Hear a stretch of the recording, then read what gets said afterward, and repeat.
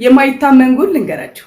ይህ በምስሉ ላይ የምትመለከቱት ኤክስፓየርድ ያደረጉ የታሸጉ ምግቦችን አንዳንድ ህገወጥ ነጋዴዎች ብስኩቶችን ሰብስበው በመፍጨት እንደ አዲስ ምርት በመቀላቀል የሰው አጥንት በኢየሱስ ስም እኛ ትል በእንዶሚ መልክ በላን ብለን ስንጮህ ጭራሽ የሰው ልጅ አጽም በምግብ መልክ ቀርቦ እየበላን። ወንዶች ጉድ ሆናቸዋል። በአካል የማታውቋትን በፊልተርና በሜካፕ ያበደችውን የሶሻል ሚዲያ ተጠቃሚ የምታደንቁ ሁላ ይህንን ውርደት ተመልከቱ። የድሮ ስፖንጁ ድርቅ ስለሚል ይታወቅ ነበር። ጀለስ አሁን ይህን በምን ትለያለ? ወዝወዝ ሲሉ አብሮ ይወዛወዛል። የዚህ ነገር ተጠቃሚዎች ሴትዮ ልብስሽን ነው ምንሽን ነው የምታወልቂው? ጋይስ ይሄ ቤት ውስጥ የሚያስቸግረን በረሮ አይደል? ፋብሪካ ውስጥ ምን ይሰራል? ፈጭተው ቀላቀሉት። ሰላም ጤና ይስጥልን ክቡራትና ክቡራን የአዳም ቲዩብ ቤተሰቦች እንደምን አላችሁ? እንደምን ሰነበታችሁ? እኔ ደህና ነኝ እግዚአብሔር ይመስገን። በዛሬው መርሃ ግብሬ ይዤላችሁ የመጣሁት እጅግ በጣም የጥንቃቄ መልእክት ነው። ይህ የጥንቃቄ መልእክት በምግብ አቅርቦት ዙሪያ ላይ እጅግ በጣም የሰው ልጅ ጤንነቱን የሚያዛቡ ማንነቱን የሚያጠፉ ይህን ስላችሁ ማንነትን የሚያጠፉ ሲባል ቪዲዮውን ስታዩ ነው የሚገባችሁ። እኔ ስነግራችሁ ማንነት እንዴት ሊጠፋ ይችላል በምግብ ልትሉኝ ትችላላችሁ። ነገር ግን ቪዲዮውን ስታዩት እናንተ ራሳችሁ እኔ ነኝ ወይ የሚል ጥያቄ ይፈጥርባችኋል። ምናልባት እንደው ብዙ ጊዜ እኔ ባለኝ ህይወት የታሸጉ ምግቦች፣ የሱፐር ማርኬት ምግቦች፣ የፋብሪካ ምግቦች ያን ያክል ተጠቃሚ አለመሆኔ አትርፎኛል ብዬ ገምታለሁ። አሁን ጥብቅ መልእክቱ በሱፐር ማርኬት ዙሪያ ላይ ሁልጊዜ የታሸገ ምግብ ሁልጊዜ ለምሳም ለቁርስም ለምንም መኪና እየያዛችሁ እየቆማችሁ እየተሰለፋችሁ ፓርኪንግ ሁሉ አጣችሁ እየተቸገራችሁ ከሱፐር ማርኬት እየገዛችሁ የምትሄዱ ሰዎች ለእናንተ ነው ወዮላችሁ። ይህን ቪዲዮ ካያችሁ በኋላ ምን እንደሆነ ውስጣችሁን ታገኙታላችሁ። አሁን ወደ ቪዲዮ እንሄዳለን። በስመ አብ እዩት ይህንን የፌክ ስጋ። እኛ ሀበሾች ከስጋ ጋር ያለን ግንኙነት የማይላላ የማይበጠስ ዘላለማዊ ነው።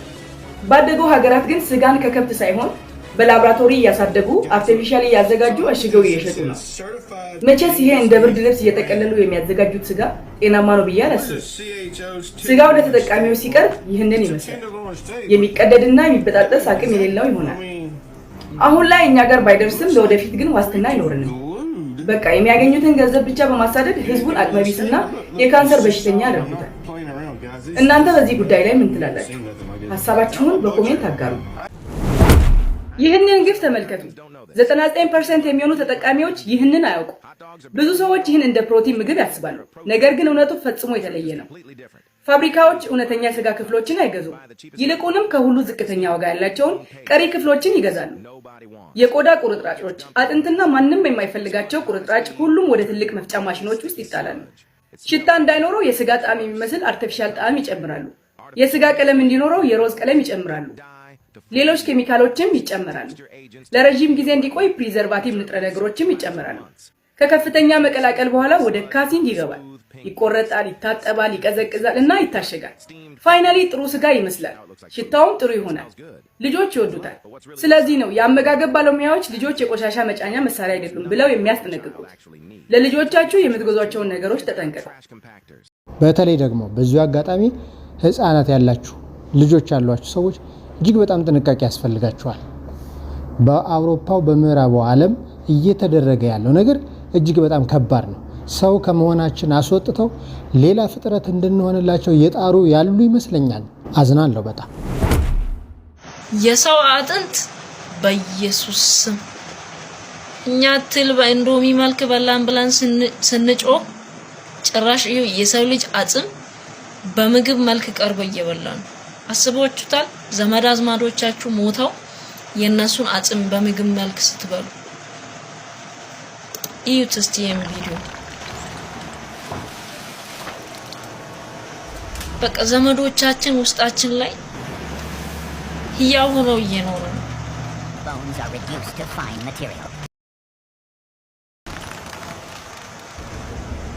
ኧረ ወገን የት እየሄድን ነው? ኬሚካል ገባበት። እሺ የለውዝ ቅቤ መስሎኝ ነበር። Paste is shaped into final forms.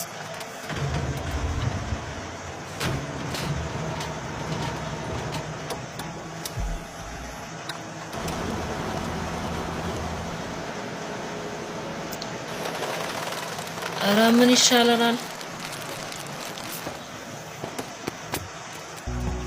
ኩኪስ ሆኖ ወጣልን። ይኸው ታሸገልን። አምላኬ ሆይ አንተ ብቻ ሰላም አድርግልን። መድኃኒዓለም አንተ ብቻ ነው ያለህን። በቻላችሁት አቅም እግዚአብሔርን ጉሊት ገብታችሁ ቲማቲም፣ ድንች እንዲህ አይናችሁ እያየ የተፈጥሮ ነገር ገዝታችሁ ብሉ። በቃ የታሸገ ነገር ባንበላ ራሱ ምንድነው ይቀርብን? ጎመን ገዝተን ከትፈን ብንበላ። ደግሞ ኮልጌት ከምን እንደምሰራ ታውቃላችሁ? ከምን እንደምሰራ የምታውቁ ሰዎች እስቲ ኮመንት ላይ ጻፉና በቀጣይ ደግሞ ኮልጌት ከምን እንደሚሰራ ጉዱን አሳያችኋል። እኛ እየኖርን ነው የሞተ ሰው አጥንት እየበላን። ለካስ የሰው ልጅ አጥንት ተፈጭቶ የሞቱ ሰዎች ተሰብስበው አጥንታቸው ተለቅሞ እንደገና ተፈጭቶ ታጥቦ ተቦክቶ እንደገና በሌላ ኬሚካል ታሽቶ ቀለሙ ከለሩ ተቀይሮ እንደ ምግብ ሆኖ እየቀረበ በኩኪስ መልክ በሚቆረጠም አይነት ምግብ እየሆነ እየቀረበ ለካ አዳምና ሔዋን ይሄን እየቆረጠመች ነው።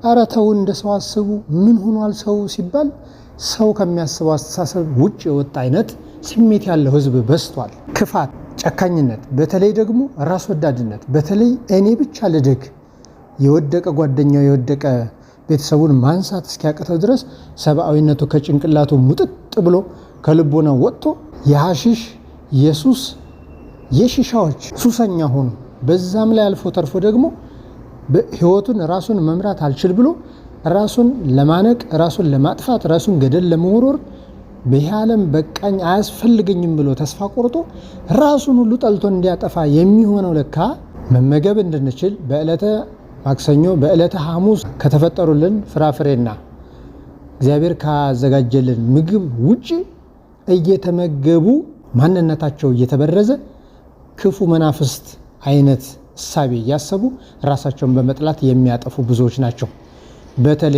በተለይ ደግሞ በዚህ ዘመን ሃይማኖት አልባ ለመሆን የሚጣጣር ብዙ ወጣት ሞልቷል። ትላልቆቹን ማለት አይደለም። አንዴ በእድሜያቸው እያለፉ ነው። እነሱ ይሻላሉ። ተመስገን። ማንነትን ሳትበርዝ በሞት የምትሰናበት ታላላቅ ሰው እግዚአብሔርን አመስግን። በወጣቱ ግን አስጊ ነው። ማንነትን የሚያስክድ ህይወት ያለው ወጣት አፍርተናል።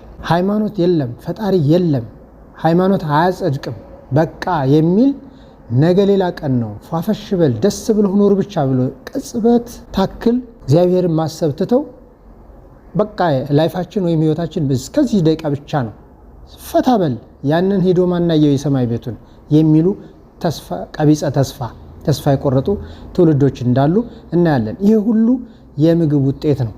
አንድ ሰው የሚተነፍሰው አየር ወይም የሚስበው አየር በውስጡ ገብቶ አዘዋውሮ ህይወቱን እንደሚያቆይለት ሁሉ የሚመገበው ምግብ ማንነቱን ይገነባዋል። የሞተ ሰው ሬሳ አጽም ተሰብስቦ ታጥቦ ተቀሽሮ እንደ ቡና ማለት ነው። እንደዛ ሆኖ በምግብ መልክ መጥቶ እየበላን ሰው ልንሆን ነውን? ፈጣሪን ባይክዱ ነው እነዚህ ሰዎች የሚገርመው። ፈጣሪን ለመካድ በጣም ቅርቦች ናቸው። ለምን? ባዕድ ነገር በውስጥ ከገባ ማንነትን ያስረሳልና። ደግሞ ሌላ የአጥንት ጉድ። አጥንት ዘርፈ ብዙ ጥቅም እንዳለው እየተመለከትን ነው። የኛ ጥያቄ አጥንቱ የምንድን ነው የሚለው ነው።